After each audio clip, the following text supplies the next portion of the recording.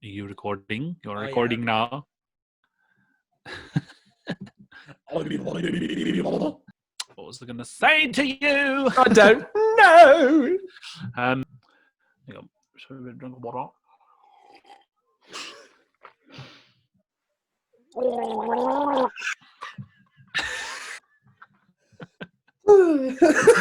You... R2D2.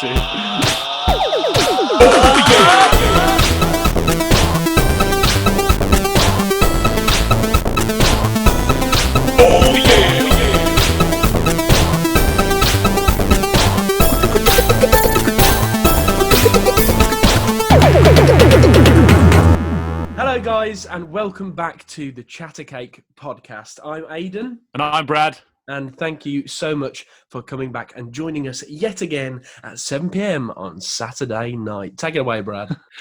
First of all, we'd like to start this podcast off by saying thank you so much to everyone who viewed our last episode, who followed us on Twitter, Instagram, Facebook, who shared it, you name it. We just want to thank you guys so much for the support and hope we can keep on entertaining you for the weeks to come. Absolutely. Yeah. We thank thanks you so much for everything, guys. And thanks for sending in and submitting your questions yet again. Yeah.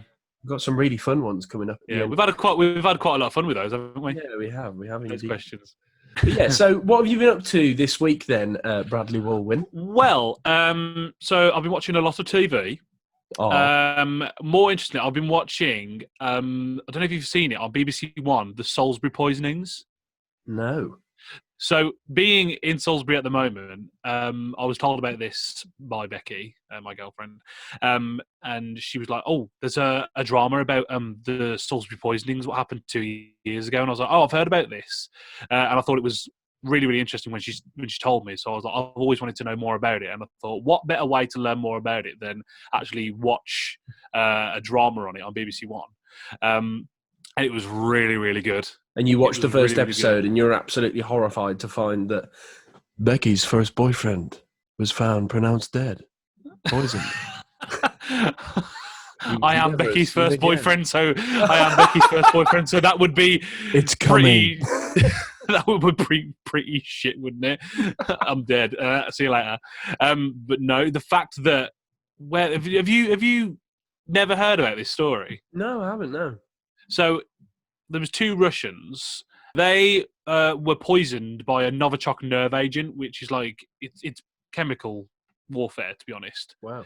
And they got poisoned in the Salisbury city centre by this Novichok nerve agent, and they were found on a bench in Salisbury town centre, just passed out, and people around them saw them like on the floor, and they were like, "Oh God, call 911!" And the police came, and then this massive story broke out about these two Russians being poisoned in the centre of Salisbury, and it showed you what they'd been doing before this happened. So I think before this happened, they went to the Old Mill pub, and then they went to Zizi's, and then an hour later they were found poisoned. This happened 2 years ago, and I didn't even hear about it until I was with Becky and she told me about it. That's mental. Because I remember the first time I was in Salisbury, she was like, "Oh, that's where the poisonings happened." I was like, "You what? Poisonings? Here? Yes, I'll show you." But yeah, it was crazy. Like apparently you could be infected with the poison just by touching someone, and apparently the poison could last up to 50 years on a person. Oh my days! I know. No, it's almost like radiation level dangerous. Yeah. It was watching it was just incredible. I was just like, this. I still can't believe it happened. That's crazy. I know. Madness. It was mad. What else have I been doing? Something else I've been up to is the Premier League started back this week, and as a Villa fan, it was very first controversial. It was very, very controversial. I don't know if you saw it, Aidan, but me? The first half... Football? You're joking, aren't you? Have me on, love. You are an Albion fan, though. Well, my family is. I just say I am because I'm honorary, it runs in family. Yeah. But Don't worry. We won't be I talking. saw one football match in my life, well, other than seeing, because my brother used to play football, didn't he? Yeah. Other than watching my brother play football, I've been to one professional football match, and that was West Bromwich Albion. I think I was at 7, and I cried the whole way through the match because it was too loud. And I never. No, it's because Albion was shit. No. The football team I support's really bad. So that I don't get beaten up by my dad, my brother, or any of my dad's friends, I'm going to say, no, Albion are great. Actually have no idea if they are. Well, don't worry. We won't speak about football for long. I just wanted to ask if you'd seen what happened yesterday in the game, or if you'd seen it on Twitter or anything. Basically, when there's a goal in the Premier League, or I think any English league, to be honest, the referee has a watch, and if there's a goal, if the ball goes behind the line, if all of the ball goes behind the line, the referee's watch will buzz. I think a couple of minutes before half-time happened yesterday, Sheffield United had a free kick. Our goalkeeper jumped up to catch it, slipped, fell back into the goal with the ball. Right. So it would have been a goal, but the referee's watch didn't buzz, so it didn't count. Oh, no. Here's the kicker. How does that work? Here's the best thing. Whether or not he's fucking... What? So it now relies on whether his watch buzzes. Yeah, this is the best thing. This is the best thing, right? First VAR, yeah, and now VAR. buzzing watches. This is the thing. When he got back in the dressing room, his watch buzzed and said goal. That's terrible. So the game ended up finishing 0-0, which is bizarre, really, because if you watch the replay again, you can definitely see all of the ball behind the line. And yeah. Well, you know what would have happened there? The players on the pitch would have heard this: no goal. And then at half time, if they were all out on the pitch and he was in his changing room, they would have all just heard bollocks. What else have you been up to? Or if don't what else? I don't even know if I've asked you what you've been up to this week, because we're all talking about me. You haven't. Nothing really. Nothing. I've been coming home from work, having my tea, passing out. Isn't it crazy, like how you say you got a job in a warehouse and stuff? Would you ever see yourself having a job in a warehouse if it wasn't for COVID-19 and lockdown and stuff? Well, I suppose the way to look at it, mate, is a job's a job. Yeah. If it's paying my bills and paying my rent, I'm happy to. I don't know what I was going to say. I was happy. I was about to say something like I'm happy to go around serving fish. I don't know why that came to my mind. I mean, I'm happy to go around serving fish. Just imagine you walking around a warehouse going, do you want a bit of haddock? Salmon? Anyone for salmon? Pilchards! I got pilchards! I have no idea why and where that... £1 for you. I have no idea where that came from. But, yeah. I'm making me laugh while I'm drinking. Spray it over me, Mike. Like anything that pays my rent, I suppose, and yeah, but it's been pretty cool. But the whole thing with Back to the Future is I can't look at it and say, if this hadn't all happened, I'd be doing Back to the Future, because actually by now I wouldn't, because Back to the Future would have closed a month ago, Wednesday just gone. Oh, really? Yeah, a month ago Wednesday just gone. Back to the Future would have closed. So I'd have been out of a job over a month ago anyway. And I only started this new job last week. The plan was for me to go straight back to London. That's obviously not happened. But I'd be down in London auditioning and searching for jobs at the minute anyway. Yeah. So, it's kind of, although it's crap, it's landed in a right about way. And I'm lucky to be in the position I'm in, because I know a lot of people are trying to find jobs at the minute and they're really struggling. Yeah. I struggled for ages. Did I tell you I almost got a job? But then, anyway, I'll tell you the story anyway. So, I applied for a job at Pizza Hut delivery in Salisbury, because they were looking for a receptionist to take the orders. Oh. To answer the phone and literally just take the orders. That's all they wanted me for. Not me, but they wanted someone to do that. They wanted someone to fit that role. So I was on a dog walk, right. and I saw this poster in the window on Pizza Hut, and they were like, "Oh, there's a receptionist wanted." So I applied for the job, and then they called me about a couple of hours later saying, "Hello, we want you for we wanted you to come down and have like a little interview." It wasn't an interview. I literally went down there about an hour after I'd had the call, and they said, "Can you start tomorrow?" And I said, "Yeah, happy days. I can come and start tomorrow." Went down there the day after and said, "Oh, mate, yeah, so I was meant to call you, but yeah, you're too old for this job." What? I was like, "Hang on. You're too old? I'm 23. How old do you think I am? I even put my birthday on the CV, on the bloody CV." And they said, "Oh, yeah, we're looking for people that need it the most, like people who are like 19, 20. I'm like, "I've got bills to pay. Got bills, for God's sake! I was like, "For God's sake, why am I not being given this job?" That even though the day before they said, "Oh yeah, can you start tomorrow?" After they'd looked at my CV, been like, "Oh yeah, you're all qualified, you're all good." Because it's probably because it's Salisbury, isn't it, darling? And they probably don't want someone answering the phone and going, "Hello, Domino's, how am you? You're right." Well, I'd fail at the first hurdle because it was Pizza Hut, not Domino's. Imagine me working in Pizza Hut and be like, "Hello, Domino's. Sorry, wrong number." Hello, Burger King. Oh, bollocks. You're fired. I think I called it. So yeah, Pizza Hut Salisbury, if you're watching, yeah, have that. If you're watching, yeah, have that. Oh, brilliant. I know you so desperately wanted to say something else, but we're trying to keep it PG. Yeah, we're trying to keep it suitable for all ages. But yeah, Pizza Hut delivery Salisbury. Pizza Hut, yeah, you can absolutely go, you bunch of call me and call me John. Anyway, Brad, I think it is time for our weekly news segment. Why don't you kick us off, sir? So I saw a news story in Canberra, Australia. I think I'm saying that right. And the Facebook post read, "I was in a long McDonald's drive-through this morning, and the young lady behind me honked her horn because I was taking too long to place my order. I thought to myself, take the high road.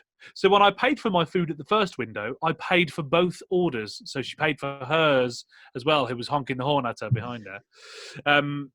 The lad at the counter must have told her what I'd done, as she leaned out the window, waved and mouthed, 'Thank you.' Obviously embarrassed I had repaid her rudeness with kindness. So when I got to the second window, I showed both receipts and took off with her food. Now she has to go back to the end of the queue and start all over again." That's genius. Brilliant. Imagine queuing. She must have queued in that queue for about half an hour. You know what happened minutes. there? She's gone, "Thank you," and then driven forward to the second window and done the same thing that ref did. Bollocks! Oh my God. Yeah, that news story made me laugh because I thought that's just classic karma. We all love a bit of karma now and then when it happens to people that absolutely deserve it. Don't be rude. Don't be rude. Be nice. Be kind, because you never know that someone might steal your McDonald's order. Also, this is like I know this is an adverse opinion, but I think that people who put vinegar on chips are the spawn of Satan, because that stuff is rank.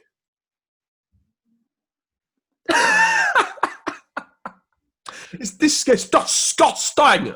Well, guys, this has been the ChatterCake podcast. We'll see you later. Disgusting. Which one of you put vinegar on the chips? Well, it was fucking one of yours. Disgusting. It's horrible.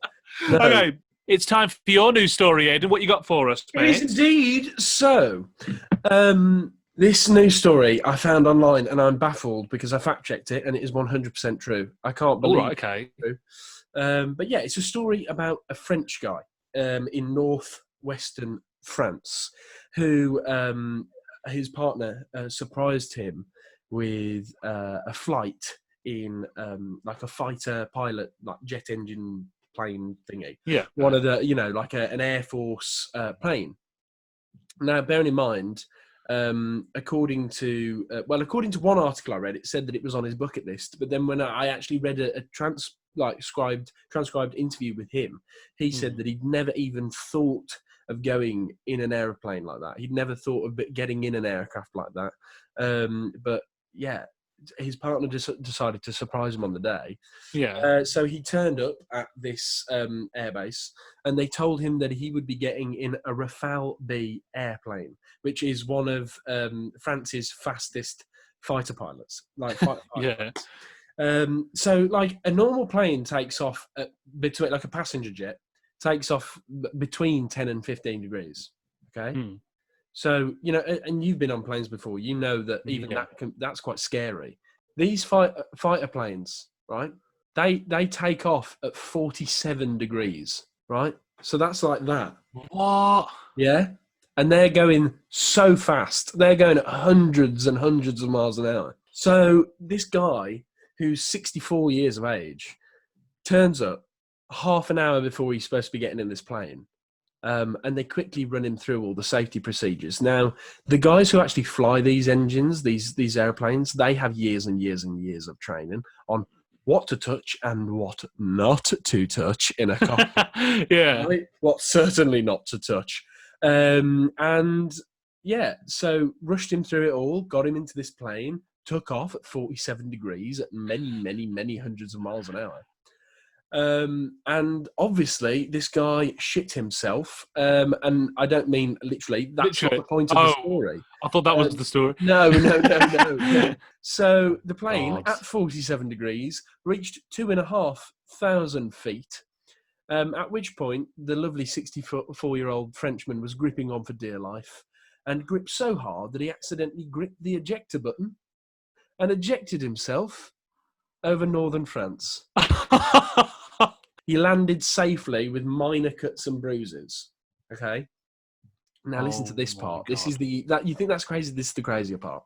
Only because of a technical fault. So that ejector button is supposed to eject both the passenger and the pilot.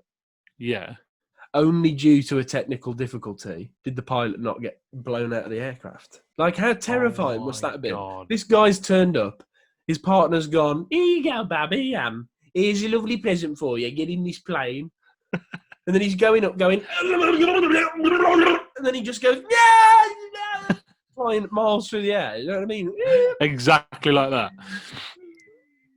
Right, I want to ask you this question. So, looking back on your life so far, what one thing can you look back at and say, oh my God, that is the most scared I've ever been in my entire life? There's definitely one, but I'd say the whole concept of it doesn't really scare me. It's the personal experience of what happened to me and you, because you know this story. Now, spirits don't really scare me. Oh no, this was. You know what I'm going to talk about, don't you? Yes. So, in second year, me and Aidan lived together in Guildford, where we were studying. So I'd stayed there. Well, I'd gone back to Guildford early because I had an assignment to finish, and I wanted to just crack down, get it sorted. And then one night, I went to bed and I heard footsteps coming up upstairs. It's giving me shivers up my back. Stop talking. I know, it's crazy. I think I've told people this story before, but anyway, I'm going to tell it anyway because some viewers won't have heard it. Tell it. It's a good story. It's just horrible. So usually when I'm in bed, Aidan used to do this thing where he'd like creep upstairs and then stand outside my door, and then after a couple of seconds he'd go, and I go, come in, and like he'd come in and just like say, hi bro, good night, I'll see you tomorrow, blah blah blah. So, but obviously I was the only one in the house at that moment in time when I heard these footsteps coming up the stairs, and I thought, oh, Aidan's home. And I was like, oh, God, he's going to come surprise me because, we haven't seen each other for the whole of the Christmas holiday. When you can just feel someone and just standing outside your door. Yeah. And I went, come in. Nothing. I went, bro, come in. I'm awake. Nothing. And I got out of bed and I felt a lump in my throat. I was like, oh my God, like, what is going on? I opened the door and nothing was there. Oh, that's horrible. I checked your room. I instantly switched on every single light in the house. Upstairs anyway, because I was like, I can't be in darkness. I checked our other housemate's room, see if you'd gone down there. I literally just opened the door and just checked if you were in there. Because normally, when you scare me, I open the door and I go, Aidan, and you go, and then you pop out somewhere and go, yeah, like that. Exactly like that. But nothing. And I couldn't find you. You weren't in the house. Because I remember you hadn't told me about that. I didn't want to tell you because I didn't want to scare you. Yeah. And I thought, I'm probably just hearing things. And it was about 6 weeks after that had happened. And guys, I shit you not, I don't know whether you believe in paranormal stuff or whatever, but this changed my mind. I never used to believe in any of it. What happened that night? I swear to God, I'm not making this up. I swear to God, I felt something, and I mean this genuinely. I felt it happen, and I have never been so terrified in my entire life. I think actually this is probably mine. Thinking about it now, I think it's mine because it was so real. It's probably mine. I got into bed. Now, guys, you might think this is a bit weird, but means I'm on my bed. I'll give you an example. So, with pillows, right? When it comes to sleeping, I like to sleep to block out noise. I like to sleep with one pillow under my head and one pillow over my head, like so, to block out like noise from outside. And this night, I was lying in bed in our house in Guildford, and I put my head in between the two pillows, and before someone says, "Oh my God," it was probably your own hand or something, or it was probably Brad. It was probably Brad or whatever. It wasn't me, and it wasn't any other. It wasn't any other member of the house either. Yeah. I had both of my arms, so one was under my face like this. So how could I move it? It was under my head, and one was down like by my side. And something hit me like that in the middle of my head, like right here in the middle of my forehead. And my forehead, so I was like this on the pillow, and my head went whack right back across the pillow, and my pillow flew across the room and landed on the floor on the other side of the bed. I remember. Right, I didn't freeze like I thought I would. Immediately, I jumped up and ran straight into Brad's room. And I remember Brad saying, you were shaking. You're like white as a sheet and you're shaking. And I don't think I could talk for a couple of minutes. It was terrible. You were like, you know when you were a kid and someone hit you and you're like, no, someone just hit me in the face. Like, you were like that. And I was like, what, mate? Honestly, it really shit me up. Oh, man. So I remember being like... weeks, I couldn't get to sleep properly in the house. I remember just being like, we've got to call a poltergeist. I remember got to call a poltergeist. We've got to call an exorcist. This is my favourite thing. I remember telling my mum, good old Carol Cutler, and she goes, "Had you had a drink?" And I'm like, "No, Mom, I've been drinking." No, I hadn't had a drink. I hadn't, it was just terrifying. And it genuinely, since that day, I have believed that there is something paranormal, that there is some kind of, it was just awful. That's not the end of it. That's just the beginning. Yeah. Well. So we had a party we invited a couple of friends over, and as they were about to leave, so in our house, it was a 3-story house. So as you walked in, there was our friend Lewis's room, and then down the corridor there was our friend Michael's room. Then you go upstairs, and then it's the kitchen and the living room and the bathroom. Yeah. And then you go up another flight of stairs, and it's my room, Aidan's room, and then Jesse's room. Yeah. So as our friends were about to leave, they were talking by Michael's room. And our friend came up the stairs and went, "Oh my God, like, Michael's literally just shouted at us, like, when we were just talking, like, literally just said, yeah, I'm trying to sleep." It's giving me real I was like, "Oh God, no, he's got work in the morning. Yeah, I'll apologise for you." Didn't they came up and said, "Oh my God, you'll never believe, Michael's just told everyone to shut up. I'm trying to sleep. Yeah. So yeah, and I was like, don't worry about it. Like, I'll apologise for you in the morning, and I'll make it up to him. Now here comes. But- You wanted a twist, huh? Yeah, I wanted a twist, baby. So And these weren't people that live with us. These were literally random guests, friends from drama school. They didn't know about what had happened with me getting hit in the head. They didn't know about the footsteps on the stairs with Brad. They knew none of that. Happened. So thinking about it, just so they went. The party had finished, and then 20 minutes later, we hear someone come through the front door, and it's Michael. He had just come home. He'd just come home from work. He wasn't in. He wasn't in. He wasn't in when. And it wasn't Lewis. It wasn't Lewis either, because Lewis wasn't in. Lewis was out, and Jess was upstairs in a bedroom. And then we told Mike, and we were like, "Where have you been?" He was like, "Oh, I've just come back from work." And we were like, "So were you not in your room like 20 minutes ago?" He was like, "How could I have been? I was in the middle of it. I was at work." Horrible. We were like, so horrible. flipping hell was just shouting at our friends from your room? I don't like it. And there's one more. There's one more. Please tell me I've told you this before. I was sitting on the couch in our living room.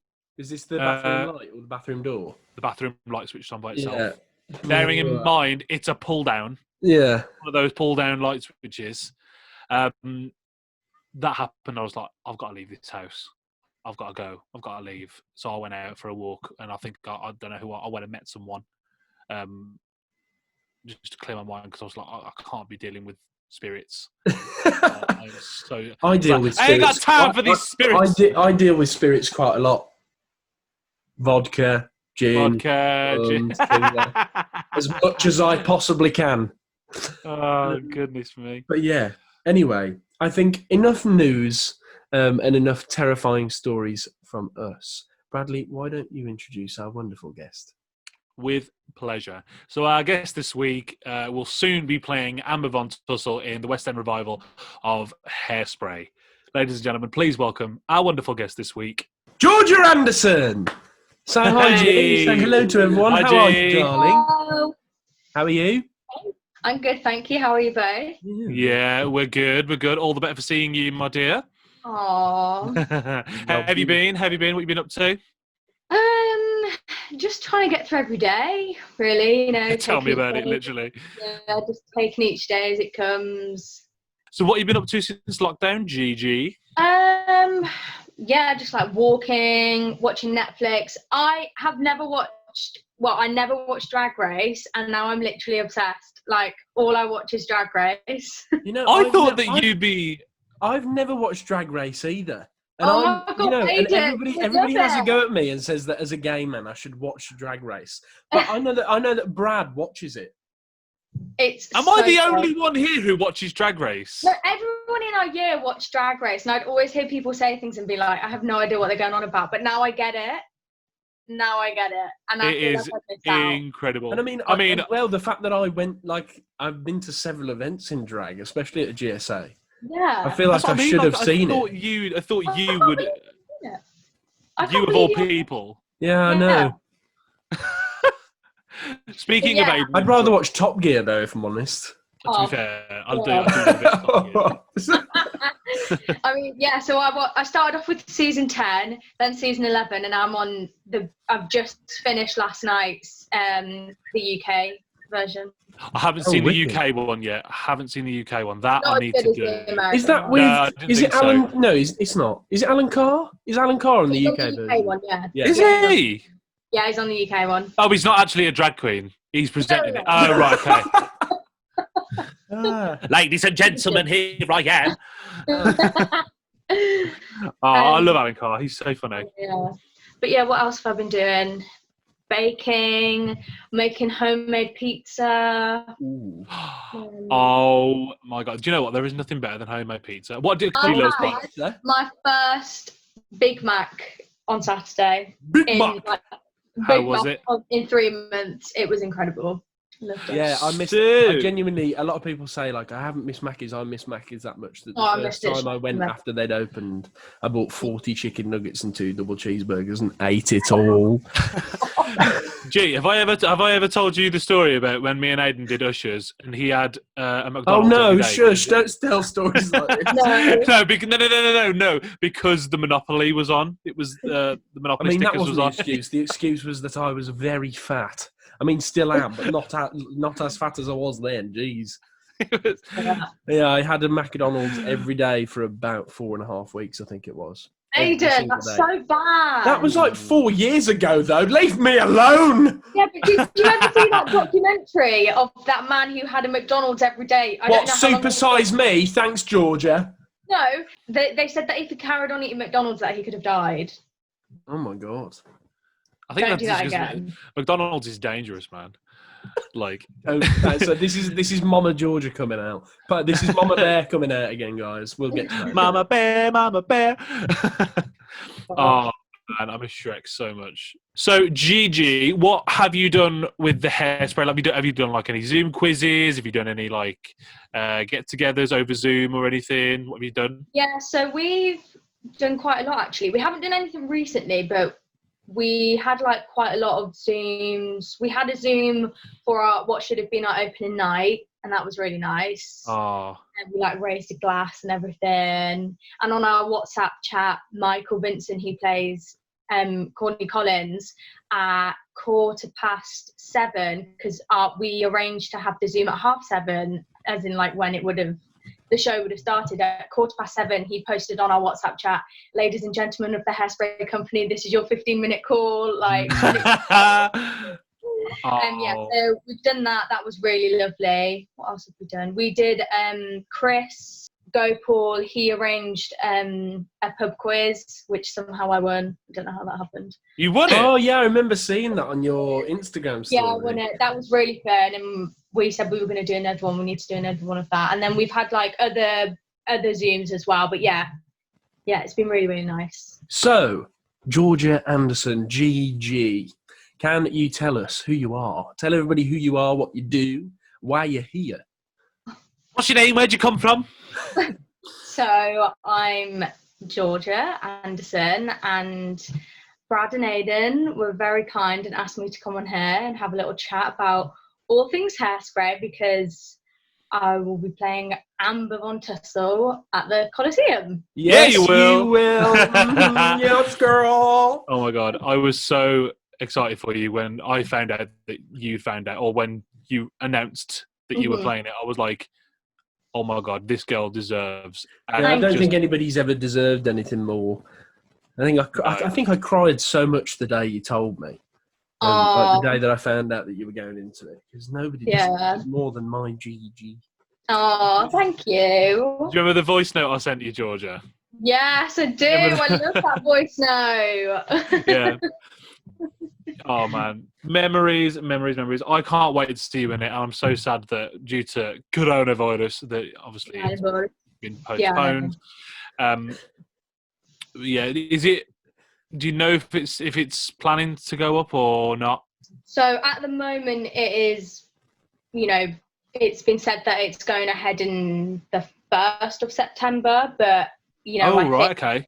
Yeah, I think the more time goes on, the more we are realizing that it's probably going to be, unlikely that it's happening. It might happen, but yeah, I think we're just waiting to hear a couple of things, whether it's going to go ahead or not. But it's one of those things, isn't it? Really, you can't set a date for anything. You can't say exactly when, because touch wood and fingers crossed this doesn't happen, but it could all kick off again, and there could be a second spike, and you just kind of have to, like you said earlier when you first came on, and you were saying about how you're just taking things day by day. I suppose that's just how you have to go through it, really. Yeah, I think the thing is that on the first day of rehearsals, we all gathered, and the producers were very much like, look, this show is going to go ahead. Yeah. Even if it's now, if it's not now, the public needs this show, and I think that definitely Hairspray is a show that needs to be Oh seen. yeah, by. especially right now as well. Exactly. Yeah. Especially With everything that's going on Absolutely. in the current climate, I think exactly. it's a Yeah. very necessary show that needs to be seen by a lot of Absolutely. people. Yeah. So, for the small amount of time you had in the rehearsal room, what was the rehearsal experience like? Oh, it was absolutely amazing. I think, I was just so excited to be there for a first job. I just couldn't believe that I was going to be in that room. And even though we only had 2 days and 20 minutes, we had a vocal warm up, and then we got to Was that all it was? Yeah. 2 days? Yeah, we were there. Rehearsal started on the Monday, and on the Monday that we started, the West End went dark. So we were there on the Monday, Tuesday, and then Wednesday we went in for a vocal warm up, and then they didn't have any site managers in the building, so we couldn't carry on. And then things just got worse. So and then on the Thursday they said, yeah, it's not, we can't go ahead anymore. Oh man. So I imagine you were quite gutted with that happening. Yeah, I was really, really upset because after GSA I moved back home because I'm from Rugby, for people who don't know, which is only like a 50-minute train ride. So for me it was like I just wanted to move home after GSA. It felt right, and then when I got Hairspray, I moved down to London on the Sunday, and then on the Thursday I was back home. Oh man. Yeah, but geez, that's so shit. I was really gutted, but also at the same time really hopeful, knowing that it kept on getting said to us how the show will get put on at some point. So yeah, I've just always had that in my mind. But yeah, amazing. It's just if theatres don't open back up and if theatres do stay closed, it's going to be absolutely devastating, not only for our our careers and our livelihoods, but also for the art form itself. Yeah, no, it's terrible what's going on at the moment.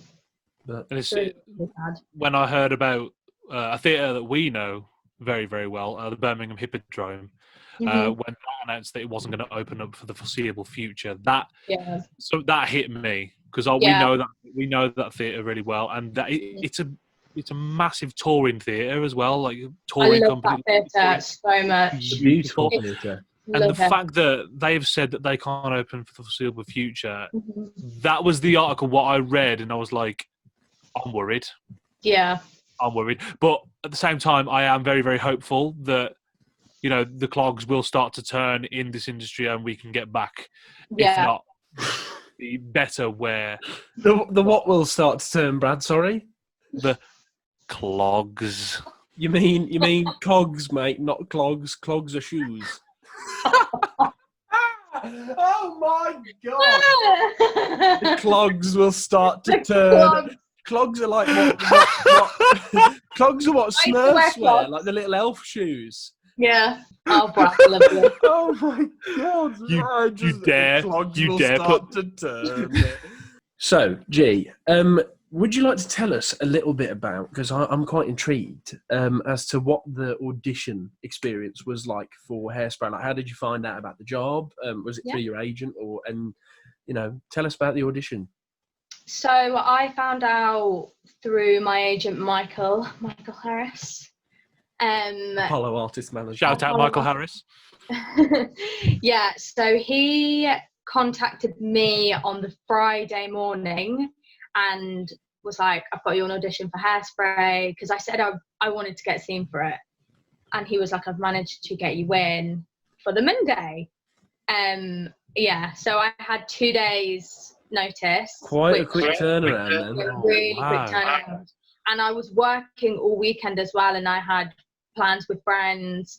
And I don't know if this was the same with you guys, but when I first left GSA, if I had like a quick turnaround on auditions, I would like cancel all my plans so I could like prep for the audition. But then by that point, I was like, I need to stop doing that. I need to this is what we have to do. So I'm not going to cancel my plans. I've got work. I'm just going to work around it. So yeah, I had to prepare Mama, I'm a Big Girl Now, and then I think it was 1 or 2 scenes. So I went down. Oh wow! So it was material for the first round. Yeah, material for the first round, and one song wanted a song of my own choice. What did you take? I took, oh God, it's from Bring It On. I can't remember the name. Killer Instinct from Bring It On. Yeah. Oh yeah, what tune? Yeah. So went down on the Monday, did the song script, and I came out and I was like, no, messed that up. Like, I think I messed up a couple of lines. Like, looking back, it was like... That is so weird, because that is what Aidan said about Back to the Future last week. Yeah, like, I literally came out and I looked in the mirror when I was getting changed, and like my neck came out in this rash and I was so hot. And I messaged my agent and I was like, no, it's not happening. Like, it's definitely not. And then, so I made my way back on the tube. And because you obviously when you're on the tube, you have no signal or anything. And I got out on the other side of the tube to Euston to go home. And I kind of told myself, no, that's it. Like, you need to move on. And then I got out, got signal, and my agent messaged me and was like, you've got a recall for tomorrow. That quickly? Literally that quick. It must have been like 20 minutes. Yeah. Amazing. So then he was like, you've got a recall, you're in a dance round tomorrow. And I was like, oh my God, this is crazy. Was buzzing. Went home and then went back the next day on the Tuesday for the dance round. And then after the dance round was amazing. The whole experience was so much fun, and it was so relaxed as well. Like, I just felt so at ease with, Jill, Ben and Dom on the panel. Like, I just felt so comfortable. Which was... Yeah, I think that's the thing, isn't it? It's... Yeah. And it was the same for me with I keep talking about it, keep banging on about it, but it was the same with Back to the Future. But yeah. I think that is because of the way drama school works. I don't know whether this is just GSA, but I think because they train you up to expect like the worst and the hardest auditions, when you actually go out and do these big pro auditions for these big shows, they're actually so much more chilled out than you think. Absolutely. Completely. So yeah, they just made me feel so at ease, and it was just as if you were going in for like a workshop. It was just like, right, I'm just going in to like have a little play around with a scene and have a little sing song. So yeah, went back for the dance round. That was so much fun because they had a drummer in the room, so it was just the nicest kid. So much fun. And then they asked me to stay and do Mama and Big Girl Now again. And then I thought I'd finished, so I got ready to leave. And then they came back out and asked me to come back in again and do some of the scenes. And then I was done. And I remember thinking, okay, if that is the end, I am, this experience has been amazing for me, and I'm just so happy to have, even got this far. Yeah. And I've just had the best time. And then it was like 2 days, and then I think it was like the Thursday afternoon, Michael, my agent, messaged me and was like, they want to see you tomorrow afternoon on the Friday. So, and they were like, just prepare all material. So at that point, I was free, luckily, and I had to prepare Cuties, Mama and Big Girl Now, and three scenes, 2 of which I already knew by that point. And just went in. It was so chilled again, so relaxed. Ben, the associate director, was just kind of more or less being like, yeah, carry on doing that, do this a little bit like that. And then, I was very much like, okay, whatever happens, really, really enjoyable experience, absolutely loved it. And then my mum picked me up from Rugby Station, and I was in the car on the way back, and my agent sent me a screenshot of them saying that they wanted to take me to the finals. Amazing. Oh my God. Yeah. And the finals were 3 weeks later. And I had a holiday booked. I was going on holiday the next day with Rory to Ireland. So I was like, right, I'm going to enjoy my holiday. And then when I get back, I've got 2 weeks of like drilling, like literally like getting these sides down and just, really making sure it's like fully in my body so that I can just go in there and do it without worrying about anything. And then, my final was at the Dominion Theatre, like 3 weeks later. Love the Dominion. Yeah, in like one of their studios with Jerry Mitchell, like a panel of like 15 people. It was crazy. And then I found out a week later that I got the job, and I was literally in tears. Amazing. I love the video, but I love the video so much of you finding out that you got in. I know, it's crazy. I remember I was literally lying there in my bed, literally lying there. Yeah, when am I going to find out? I just need to know. And then my agent rang me and was like, "You're playing number," and I just cried. Oh my I haven't seen that video. Have you not? Oh, it's brilliant. It's amazing. He called me on the phone, him telling me. I haven't seen it. I'll have to send it to you. Yeah, please do. It's incredible. I will. Amazing. It's amazing. You know how you say you went to Ireland before, before finals? How much did you have to drink in Ireland then? That's what I want to know. I'm not a massive drinker anyway, and neither's Rory. So, and it was more of like Neither's Rory. Oh goodness! Aidan, I've been get on me nights another out one, with will my you? Tell me Rory's not a drinker. He is on a night out, but not usually. But it was more of like a road trip kind of holiday. Like we were going all the way around Northern Ireland. So we had like busy days, so we were just like knackered in the evening. Did you ferry it over there and drive, or? No, so we got a flight there, and then the ferry back. Oh, amazing! Oh, nice one. Yeah, so I was like, I'm just going to enjoy my holiday, really relax, and not think about it. Yeah, and then just get it off your mind. Yeah, when I got back, it was like 2 weeks of pure. Yeah. Oh, amazing. Gee, I don't think I've actually ever asked you this, but what I want to know is, like, how did you get into theatre in the first place? Like, what made you love it, or what made you fall in love with it? Because that's what I've always wanted to know. To be honest, my story just isn't. I think it's just quite generic. Like, so I grew up watching like The Sound of Music, Annie, and Oliver, like from what I can remember, like every day. And yeah, I'm like you guys, I'm from just a normal family. My mum's a teaching assistant, my dad's in customer service, like just a really normal family who enjoy theatre. But for me, I think sorry, every time you mention your family, I just think of your dad. And that time, guys, you won't understand this, but the time I slapped George's dad at the pub.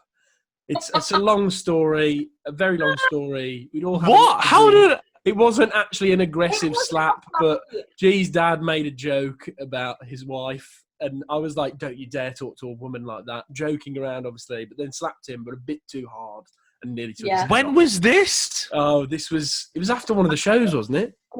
Yeah, the Brit. Yeah. But anyway, sorry, Jay, carry on. I just thought I had to mention that. It was a funny slap. It wasn't a... I didn't know that. Yeah. I can't stop thinking about it. And I didn't live it down for weeks, and Jay just kept bringing up the fact that I slapped her dad. No, you didn't, yeah. Brilliant. So what else really? Just enjoyed doing like productions at junior school, primary school. And then when I got to secondary school, I just didn't really go near anything musical theatre for a while, because I think I got to the point where I was like, I want to be a pop singer, and I want to be a pop star. I want to be like Jessie J. So I was like I just really didn't go near musical theatre for a while. I just don't think it was like cool at my school, which is terrible. I like should have still listened to it and watched it, because I love it. Oh my god, if you heard that sounded like I farted. It was just me moving on the back of my chair. That's going in, by the way, 100%. Absolutely, 100%. Oh, I didn't fart, by the way. It was my chair. Yeah, she's got pooties. And then at 16, I was like, I want to in some way perform, but didn't know what, so I did performing arts at rugby college. And then I played Gavroche in Les Mis as our college production, like really last minute. They were meant to get like a year 6 boy to play Gavroche, but he dropped out. So the head of my performing arts was like, "Can you be Gavroche?" And I was like, "Absolutely." So I played Gavroche. Yeah. And then literally that production, I was like, right, this is what I want to do. So yeah, I mean, auditioned for drama school at 17, literally no idea about anything to do with drama schools, and didn't get in. Knew I needed to work on my dance because I think I knew I could move, but I knew I needed to learn how to actually. You're quite a strong dancer, though, aren't you? Oh yeah, I only started like properly dancing at 18 because so I really only started to learn. Like I only started ballet at 18.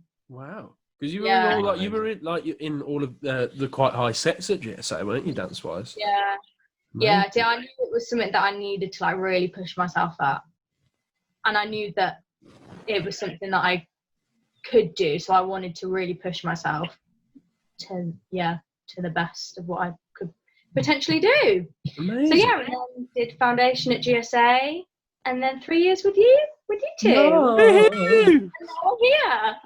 Anyway, I think the fact that you just mentioned that you spent 3 years with us, and obviously we went on to all together play in Shrek the Musical at the Yvonne Arno, with G being our wonderful Mama Bear.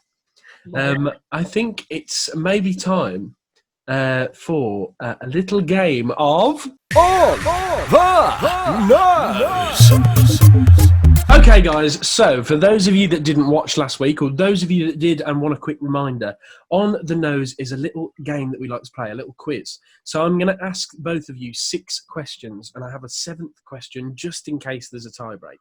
So 6 questions, and they're relating to a statistic or a number, and I'm looking for whoever can get closest. So whoever gets closest to the number gets 1 point, and if you get that number on the nose and get it exactly right, you get 2 points.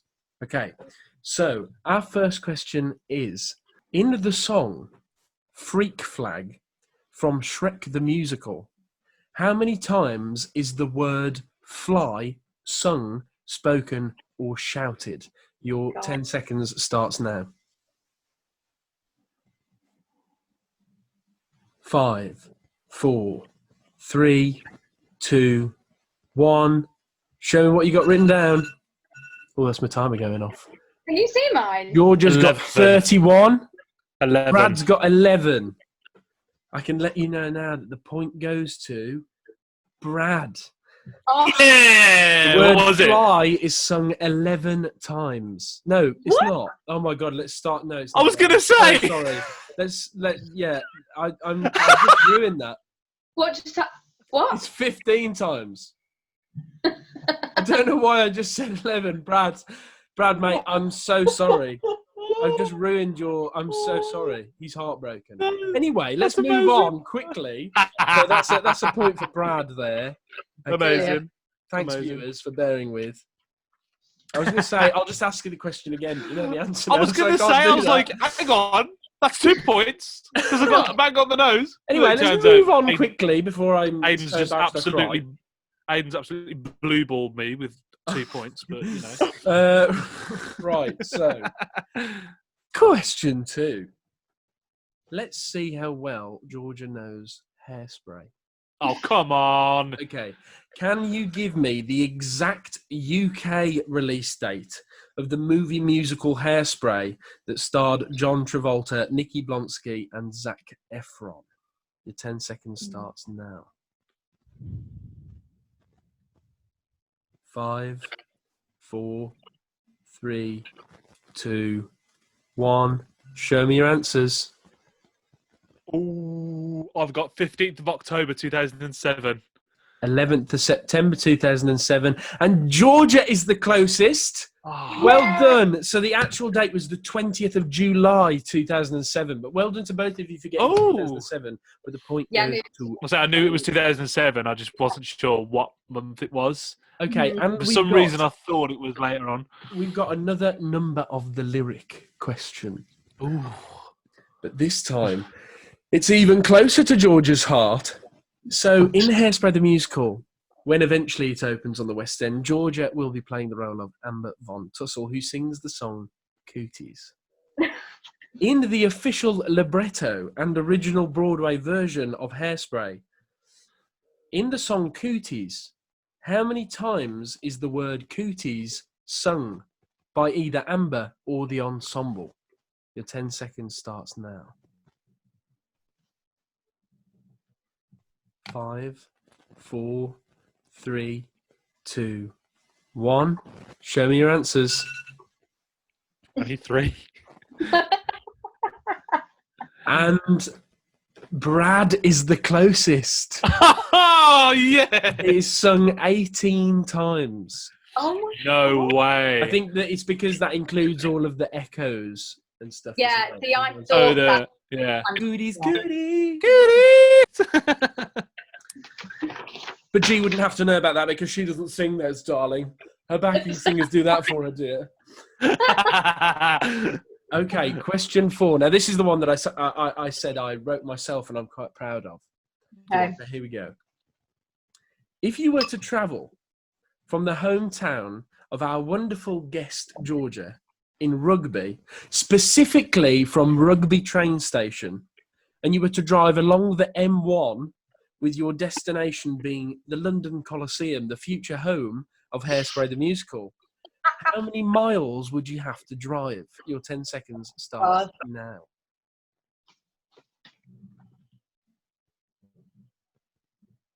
5, 4, 3, 2, 1. Show me your answers. 64. And 64. I think I've gone too And the high. closest is Georgia. The correct answer is, in fact, 86 miles. So, G, you're only 8 away. Okay. That was so close. That was, in fact, close. At the minute, you guys are tied with 2 points each. So let's see if anybody takes the lead on these last 2 questions. And if we have to go to... Come on, then. So question 5. Oh, fine. Now, I kind of got lost and couldn't write any more Hairspray questions because I was like, what am I doing with my life? So... let's move on to something completely random. Everybody loves the classic TV show Friends.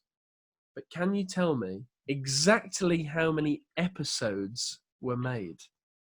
Your 10 seconds starts now. Oh my God. 5, 4, 3, 2, 1. Show me your answers. 354. I've gone way too high. 100 or 354. I've gone way too high. So the closest I've gone too low. is Brad. Oh, It's 236 was the exact number of episodes that was made. very nice. No, okay. What? I thought I got to. I wrote 350. I was like, Well, you did go too high, no, it's- but Georgia went just slightly too low, missed out on the point. Right, No. G, you have to get a point to go to tiebreaker or an on the nose to win today's quiz. Okay. Here is Okay. your final question. Here we go. This one's a hard one, like they haven't all been. So, Hairspray the Musical is set in Baltimore, in the state of Maryland, in the United States of America. The UK, so England, Wales, Scotland, and Northern Ireland grouped together as one landmass, would fit into Maryland, where Hairspray is set, 0.13 times. So 1/13 of the whole UK would fit into the state of Maryland. The largest state in America is Alaska. How many times would the UK fit into Alaska? Your 10 seconds starts now.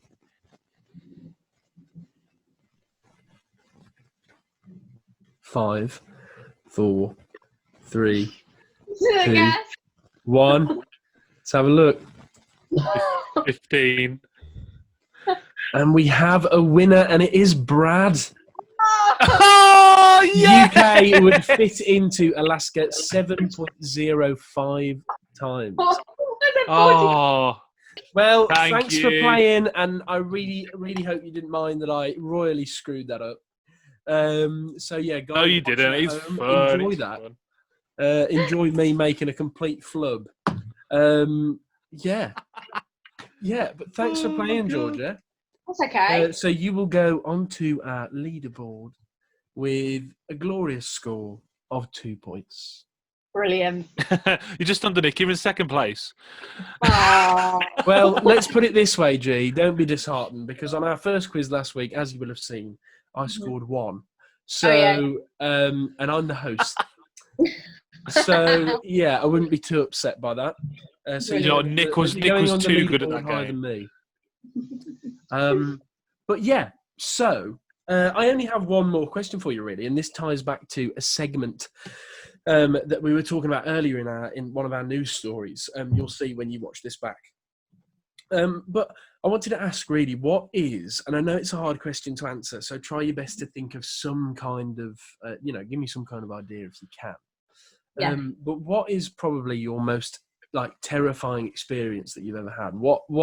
It doesn't have to specifically be a single thing. It can be something that happens quite often or recurs, but what terrifies you the most in the world? To be fair, me and Fran almost got broken into. Yes, you did. I remember this. Yeah. That was really scary. Wasn't it your... I don't know if I should say this. Wasn't it your next door neighbour drunk? That's what they said, but they were like, it might not have been. So. Oh, right, okay. Yeah. So basically, it was like 1 a.m. I think it was a Saturday night, and all of a sudden we just heard. I was in my room, Fran was in her room, and we just had like banging on the door, and then Fran came in and was like freaking out, and I was like, you need to chill out because now I'm freaking out, and you freaking out is not helping this. Yeah, I mean, that was probably, I was terrified. I literally couldn't sleep for the rest of the night. So, and no, that is so horrible. Like the thought of someone else, I think that is the scariest thing that forget monsters under the bed, forget anything, any spirits in your house, people breaking in. The scariest shit, man. I've got one quite similar to that, and this isn't the one I said earlier. But I've got one quite similar to that, and it's in our old house in Guildford where me and Brad used to live together, where we lived with Chloe Horsburgh. The front door quite often would get stuck, and you couldn't use it. So a lot of the time we had to go round to the back door and come in through the kitchen. Now I remember one night Brad had been out, I think he was at his girlfriend's, and I was in bed at that point in time, and I'd gone to sleep ready to get up for the day the next day. And I didn't realise Brad was coming home that night, and I put the bolt across the top of the door. And all I remember at 2:00 in the morning is, let me in, on the door downstairs. And I walked downstairs, and Brad stood there with his hood up. The rain's pouring down. He's just like, let me in the house. But that was terrifying. It was so cold. I thought someone was trying to smash the back door down. So it was me! I was trying to smash the back door in because you knocked me out! I was trying to smash my back door in, I see. What I was trying to say was, what I think we've learned from that is, we now know who was trying to break into your house that night, and he sat right there. Wasn't me. I promise. I remember that night after we called the police. And they were really nice about it. They were like, your door needs to be fixed, because basically they were like, literally anyone could break in or just open your door at any time. And we were like, great. So I think every night we went to bed for quite a while, we would get our kitchen chairs and put them up against the door and like make a barricade. Hang on, can we take from that how thick this person must have been then? Because you've just said the police said anybody could break in at any time, and yet you were woken up by them attempting and failing to break in. Oh, brilliant! It's even. I love that I know who that person is. Yeah, hi if you're watching. Yeah, but anyway, I have nothing else to ask. Yeah. But all I will say is, Georgia Anderson, you've been a star. You always are a star. You're a beautiful, gorgeous, wonderful human being. I said all of this at your birthday. So much for coming on, G. But yeah, thanks so much for joining us and giving us a little slice of yourself. But yeah, we love you. We miss you. Love you both so much. Thank you so much, Gorge. See you later. See you later, Gigi. Stay safe. Bye-bye. Oh, wasn't that lovely? Well, thanks, G, again for coming on. Yeah, He's a little star. I'm so sorry that I messed up on the nose. I can't believe. No! I can't believe you said that I'd got on the nose, and then you went, "Oh, Yeah, wait a minute, no, you sorry, haven't." mate. Right. That is equivalent. I can feel how gutted you were. I'm really That's equivalent of, you remember the Oscars where they said that La La Land won, and it was actually like, Moonlight, you won the Tony. That's equivalent. And now I know how they feel. So, oh god. oh well. No, it's all good fun, isn't it? So no worries. Sorry, guys. We're still learning. Okay. Still learning. But yeah, you are. Georgia, thank you for coming on. You're a gorgeous human being. We love you so much. We'll whack Georgia's personal Insta and Twitter down below so you guys can go and give her a follow and subscribe and do whatever you need to do. And make sure you catch her in Hairspray at the Coliseum when it does eventually open in London this year, next year. We don't know. But when it does, make sure you catch it. It will. But yeah. So, what's the time for, bro? I think it is time for some of your guys' questions. Yes, it is. Do you want to kick us off this week? Yes, I shall do. Okay, so first one I've got here is from the wonderful, we mentioned her last week, the wonderful Ginny Thompson, who has asked this question. How have you found the transition from drama school to graduated life? Oh, that's a good question. That's a very good question. It's quite a slow start off with, isn't it? Yeah. Well, everyone has a different experience with it. Everyone's experience is personal to them. But for me, I found it quite slow. I've been to auditions and stuff, and you know me, I'm the most impatient person in the world. So for me to keep going to auditions and not getting it, I was like, oh, God, another one. Keep going, but that's the way it goes. Another one bites the dust. So yeah, it was pretty slow. That was Brad's audition for Thriller the musical. He'll hear back within the next couple of weeks. Don't you mean We Will Rock You?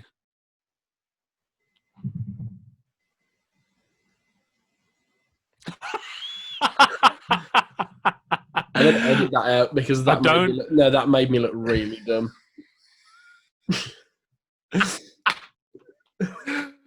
Gold, and you keep clogs in. Yeah. Oh God. Right, that made me look so dumb. That's all right. Where do you want to go? Where do you want to go from? Okay, I'll go. Okay, we'll go from that's a good. Oh, so you've just asked the question. Okay. Oh, that's a good one. To be fair, for me, it's been quite slow. Obviously, I worked at Christmas, which was amazing, and I did Miracle on 34th Street at the old Joint Stock Theatre in Birmingham. But yeah, from going from drama school, where we left in July, was it? Or we left in June, July time. But I had already signed with my agent in April.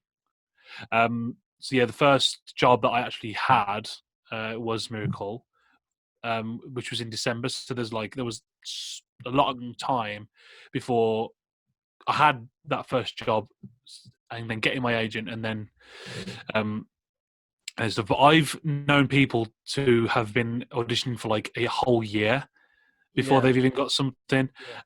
So it's not that it won't happen; it's just that it will. But it will take some time. Like, good things come to those who wait. And try hard. There's no point in waiting for something if you don't give your all at it. Slowly but surely. That's how I describe it. Yeah. What about you? Because obviously you've had Back to the Future. Well, I mean, and you've had your other job as well. Yeah. It's different. That I don't know. It's a really great question, but it's one that's really hard to put into words, like an answer, because drama school teaches you so much. But I will say this, and I mean this. I don't mean this in any way to slag off, GSA and what I learnt there, because it's a great institution and they taught me so much and provided me with such an amazing platform to start my career. But I have learnt more in the time that I have been out of drama school about myself and about the industry itself than I actually ever could have.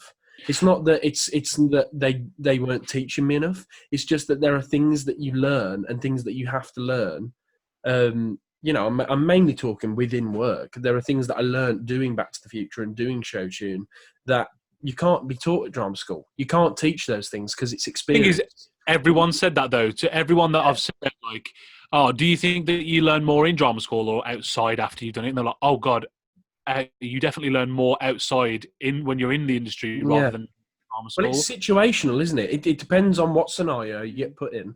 And depending on, it's almost like playing a video game, a bit like Bandersnatch.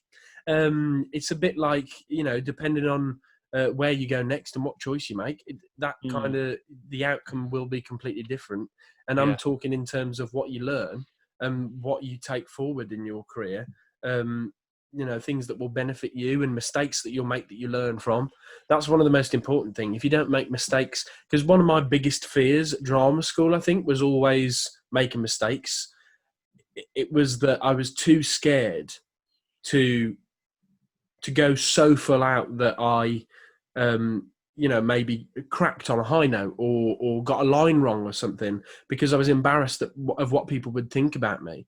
But I think one of the biggest things I've learned is that unless you make those mistakes, unless you do those things, you won't learn from them. You have to, mess up in order to be able to perfect a certain skill or hone a certain skill. No, I made a lot of mistakes at GSA, but I think that's the point of it. You're supposed to. Yeah. Well, how else are you supposed to learn? The point is that some of them I didn't learn from, and if I could go back and have my time again, I think I'd do better at trying to learn from my mistakes better. I strive for greatness, but it's just that thing when you leave drama school, it's like, oh man, like you remember a certain thing that happened while you were at drama school in the situation that you're in when you're in the industry. Yeah. And then you're like, oh my God, I wish that I'd gone back and I'd done that. It relates back.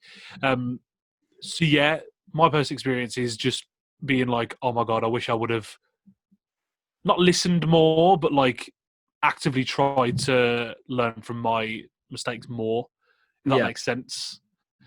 Me trying to say, I made a lot of mistakes and I didn't learn from them.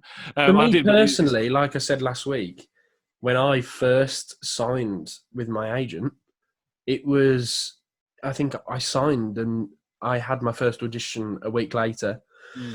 I won't name the show for, certain reasons, but I had an audition for a show and I went in, and even in that audition, I learned something. I think I've told you this story, but the producer of the show was actually in the audition. And I sang a song, and then I had to do some sides, do a scene basically, and did it. And the producer just said, look, for future reference, I know this is your first ever audition. Don't attempt for a first round, don't attempt to learn the sides, because all I could see that entire time, because I only got the material like 3 days before, they were like, all I could see was you thinking about what the lines were. And it's little things like that. It's like, you have to remember that it's okay to make mistakes, even once you've graduated. Once you've graduated, you'll never, the whole point is you'll never stop learning. You don't have to graduate and be perfect. You can still make mistakes and learn from them and better yourself as a performer and better yourself as a person. So, that happened, and I had many auditions. I had several auditions where I didn't get the job. And then I went in for show tune and was lucky enough to get it.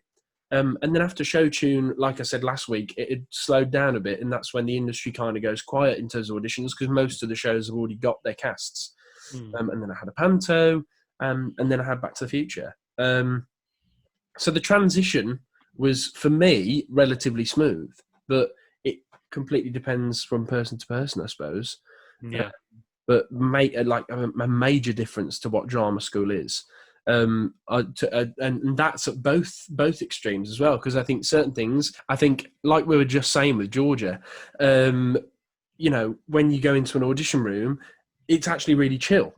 Whereas at drama school, you go in and you're terrified because they're really harsh on you most of the time. That's because they're preparing you for the worst. But then sometimes you'll go into a rehearsal and it will be one of the hardest days you've ever had, and you feel like you could cry your eyes out, and you're getting angry at yourself. Whereas actually, if you put yourself in the same situation at drama school doing the same production, it might have been 10 times easier. Yeah. There's not. It's the thing as well. Like, you know, when you're at drama school, you're so for like 3 years or like 2 years, or you're guaranteed roles. Yeah. You're guaranteed to be in shows. Yeah. But that when you're outside in the real world, you know, it's not like that. Yeah. And I think that was the sort of bit that I had to say to myself, like, you're not guaranteed shows now. Like, that's it. You've had your time to do that. This is, you're not going to go into an audition and you're not going to be guaranteed to be in a show, which I already knew, but I was like psyching myself up for it. That's something that people forget as well when they think about actors. When actors get so excited because they found out they've got a job, it's not just because of how amazing the show is or the opportunity to do the show is. They're not just like geeking out at the fact they're about to do a musical. It's also that they're about to do a job and not have to worry about whether they're going to be able to eat the week, like, you know, the weekend. Yeah. Or they've got to save the money for, to pay for their tube journeys. So anyway, let's move on to the next question before we bore Right. So I have got, if you were to go on Mastermind, what would your chosen subject be and why? Ooh. It's a good one, isn't it? I mean, I could say many, but I feel like they'd be cheating. Like, I could easily say Back to the Future, the musical, but how many people know about that? I could say musical theatre, but how broad is that? I think, personally, because of how much I've always loved it and how many times I've watched repeats and watched so much of it on Netflix, online and on Amazon Prime. Can I guess what you're going to say? Go on. Gavin and Stacey. No. Oh, I thought it was going to be Gavin and Stacey. Gavin and Stacey's a good one, though, because I think I'd do pretty well. But I'd say either, I don't know if I could have both, but Top Gear and the Grand Tour. That's a good one. Because you really like those, don't you? Yeah, I love it so much. I don't know why. I'm just a proper geek for it. Yeah. But yeah, Top Gear and the Grand Tour, I could easily smash that out the park on Mastermind. Mine would be Disney Pixar. Because I don't know if I've ever told you this, but I have a certain thing where if you say a Disney Pixar film to me, I'll be able to tell you the year it was released without looking at my phone. Like, I haven't even got it on the screen. Disney Pixar. Cars 2. 2011. Hold on a moment, folks. Cars 2. Cars 2 is a 2011 animation or family film. That's ridiculous. Keep going. Trying to think what else is Monsters Inc. University. 2013. How do you know these things? Okay, the first Monsters Inc. 2001. I'm done, man. That's what the hell?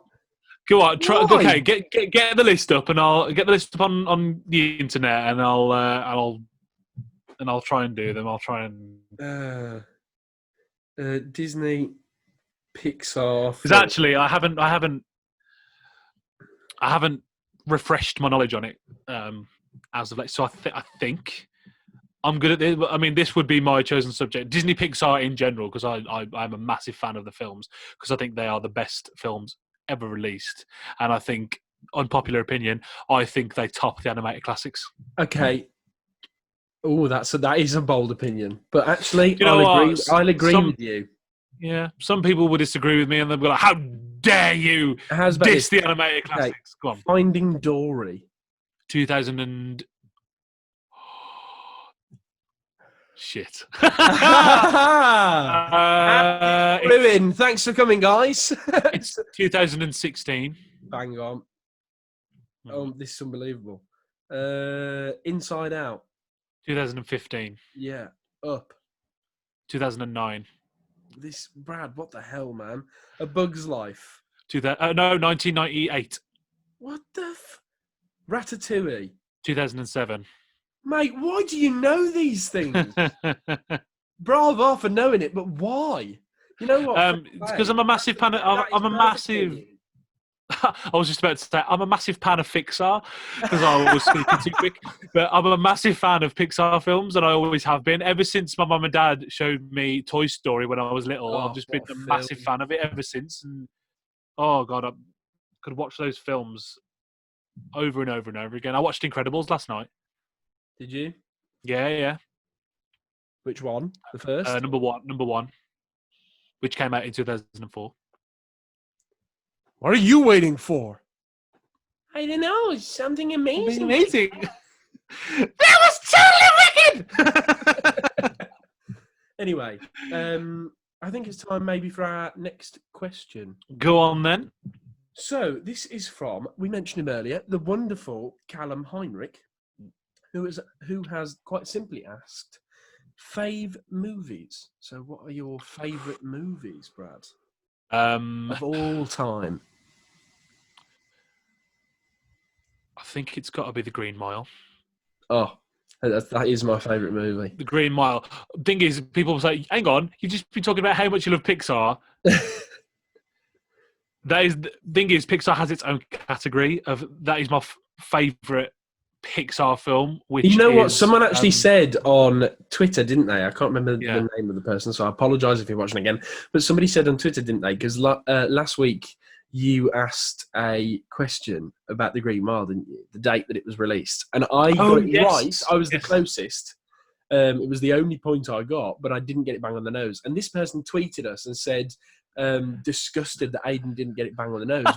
Being as, when we did the press release for Back to the Future in Manchester, we did a press junket where all the press came and we talked, they just ask random questions sometimes.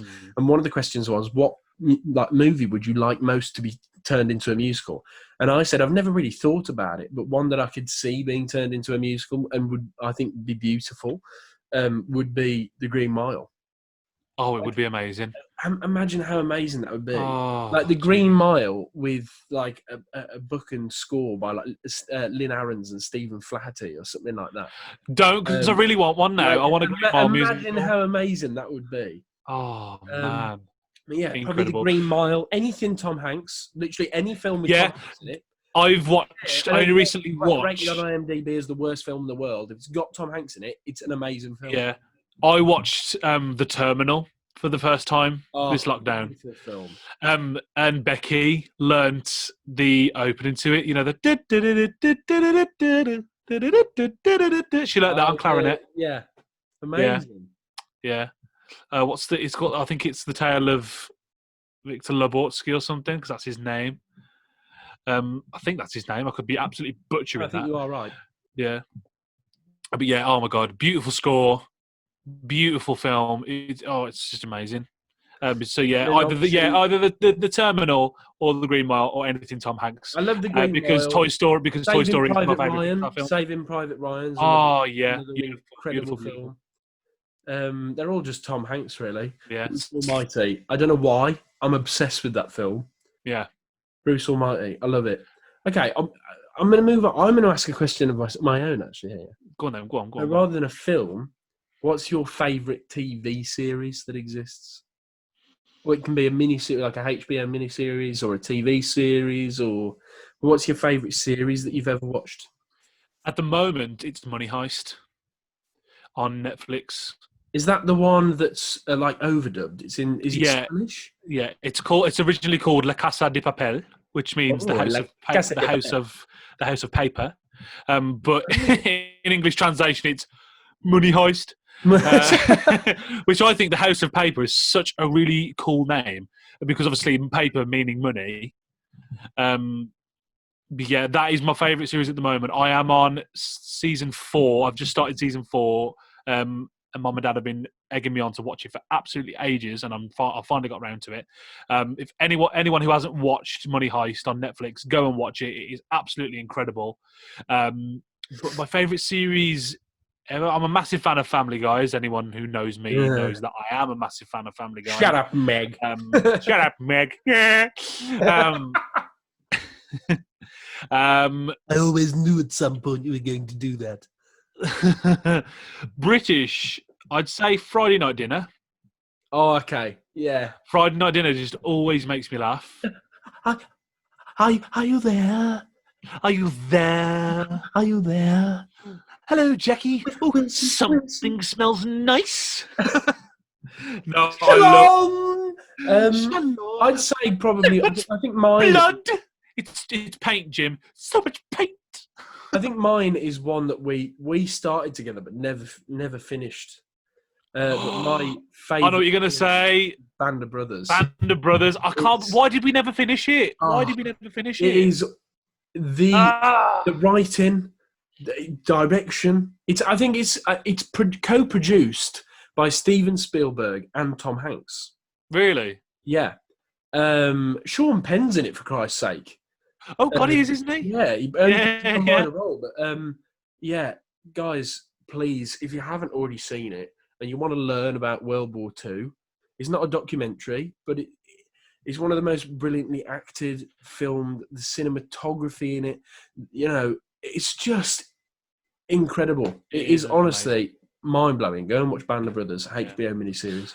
And finally, to wrap us up for the questions this week, Aidan, and tying on perfectly to the subject of films, Rachel Miller has asked, if you could play any part in any film, who would it be and why? If you could play any part? I could tell you right now for a fact that I have always wanted to have my own film as a superhero. You know how cool when it says part in any film, though, is it a part that already exists in a film? Okay, Iron Man then. Iron Man. You'd want to play Iron Man? Yeah, I mean, I wouldn't do I'd struggle to do as good a job as Robert Downey Jr. because he is incredible. Yeah. And he's such an icon. But yeah, I'd love to be a superhero. You know how people say oh, Robert Downey Jr. is Iron Man, like Tom Holland is Spider-Man. And I know. Yeah, I was just about to say you were about to get all jiggly then because you love Tom Holland, don't you?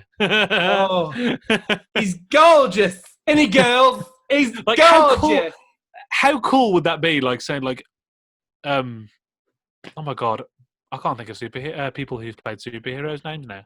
If I had to act alongside Tom Holland in a film, yeah, I wouldn't remember any of my lines. You'd be going, "You're really fit." Probably. Yeah, any part in a film. I reckon. Well, any part in any of the Harry Potter films, but yes, I don't know why specifically. I think it's I'd love how to play Lord Voldemort. Oh, that's a good one. Do you know? Actually, I think.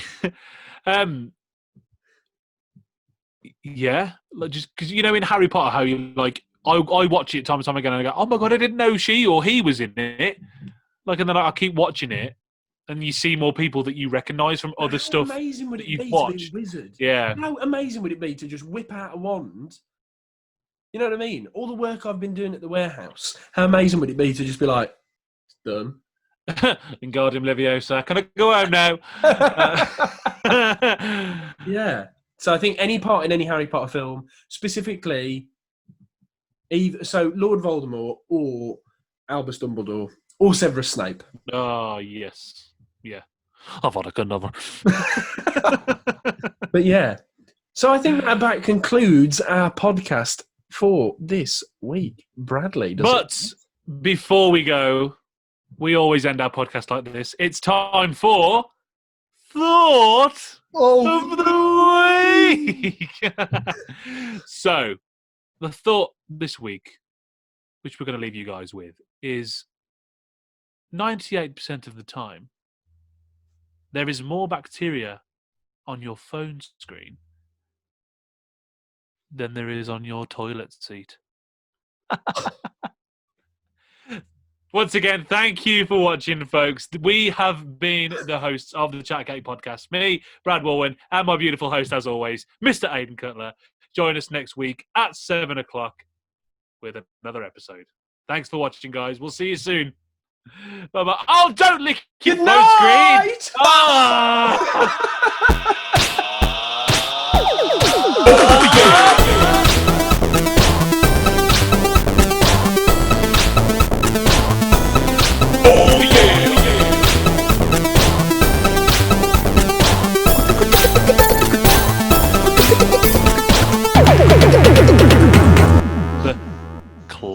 clogs. You mean cogs, mate, not clogs. Clogs are shoes.